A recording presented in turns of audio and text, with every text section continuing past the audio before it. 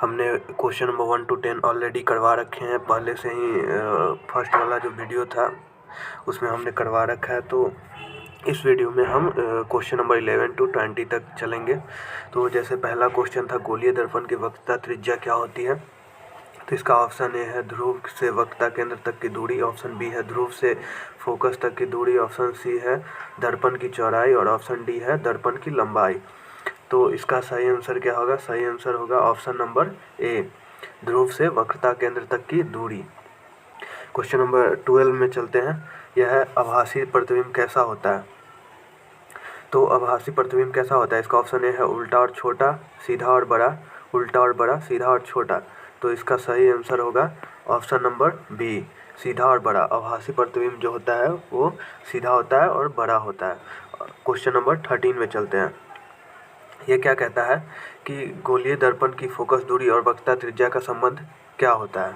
गोलीय दर्पण की फोकस दूरी और वक्रता त्रिज्या का संबंध क्या होता है? ऑप्शन ए में F बराबर R, F बराबर 2R, F बराबर R/2, F बराबर 2R/3। तो इसका सही आंसर होगा ऑप्शन नंबर सी, F बराबर R/2।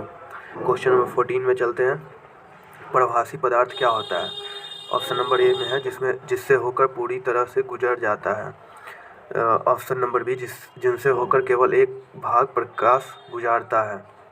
ऑप्शन नंबर सी जिनसे होकर कोई प्रकाश नहीं गुजरता। ऑप्शन नंबर डी जिनसे होकर प्रकाश बिना परावर्तन के गुजर जाता है।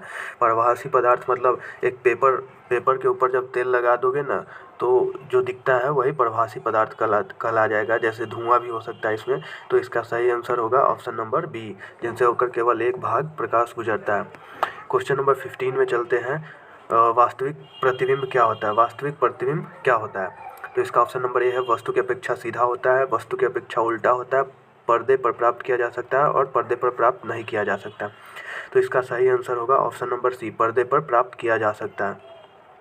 क्वेश्चन नंबर 16 में चलते हैं। यदि एक दर्पण की फोकस दूरी 20 सेंटीमीटर है तो वह दर्पण किस प्रकार का होगा? तो इसका सही आंसर होगा ऑप्शन नंबर ए, फोकस दूरी 20 सेंटीमीटर है तो दर्पण किस प्रकार का होगा? ये उत्तल दर्पण होगा। ठीक है। क्वेश्चन नंबर 17 में चलते हैं। अवतल दर्पण के फोकस की स्थिति क्या होती है? तो इसका ऑप्शन है वस्तु से दूर, वस्तु के पास, मुख्य अक्ष के स्थित और दर्पण के सामने। क्या है क्वेश्चन? अवतल दर्पण के फोकस की स्थिति क्या होती है? तो इसका सही आंसर होगा ऑप्शन नंबर सी, मुख्य अक्ष पर स्थित होता है। क्वेश्चन नंबर 18 में चलते हैं। समतल दर्पण की फोकस दूरी क्या होती है?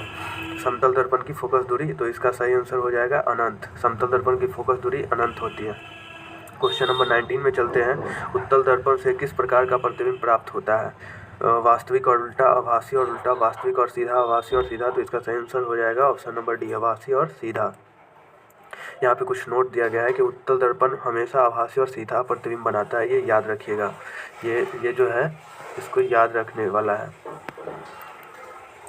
क्वेश्चन नंबर 20 क्या है? प्रकाश की किरण के पथ को दर्शाने वाले चित्र को क्या कहते हैं? ऑप्शन नंबर ए किरण आरेख, ऑप्शन नंबर बी प्रकाश चित्र, ऑप्शन नंबर सी प्रतिबिंब चित्र, ऑप्शन नंबर डी परावर्तन चित्र।